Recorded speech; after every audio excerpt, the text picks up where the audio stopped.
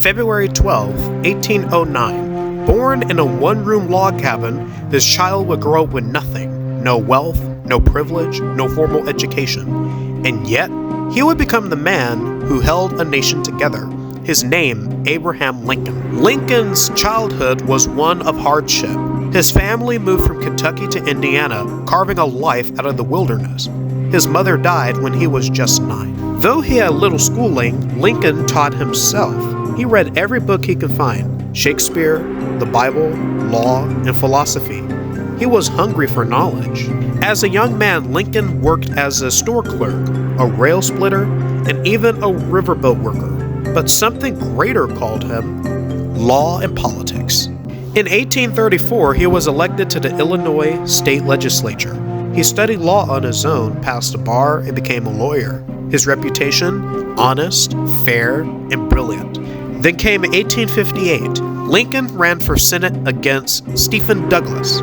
He lost, but his speeches warning against the spread of slavery made him a national figure. By 1860, the country was on the brink of collapse. Lincoln, a relatively unknown lawyer from Illinois, was chosen to lead a deeply divided nation. Lincoln won without a single Southern vote. Within months, the Union began to fall apart. One by one, Southern states left the Union. By the time Lincoln took office, America was on the verge of war.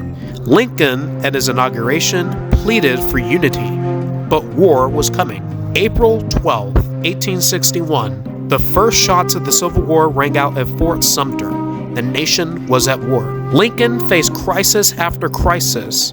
He suspended habeas corpus, he clashed with his own generals, and through it all, he remained firm. Preserving the Union was his only goal. Then came the Emancipation Proclamation. With the stroke of his pen, Lincoln declared enslaved people in the Confederate States free. The war was no longer just about the Union, it was about freedom. Lincoln delivered his Gettysburg Address November 19, 1863. Just 272 words, but they defined America's purpose. April 9th, 1865. The war was over. The Union had survived. Lincoln had won. Just days after victory, Lincoln attended Ford's Theater, but he never saw the assassin coming. April 15th, 1865. Abraham Lincoln took his last breath. Secretary of War Edwin Stanton spoke the final words. Now he belongs to the ages. A poor boy who became president, a leader who saved a nation, a martyr for freedom. Abraham Lincoln's legacy is etched into the very soul of America.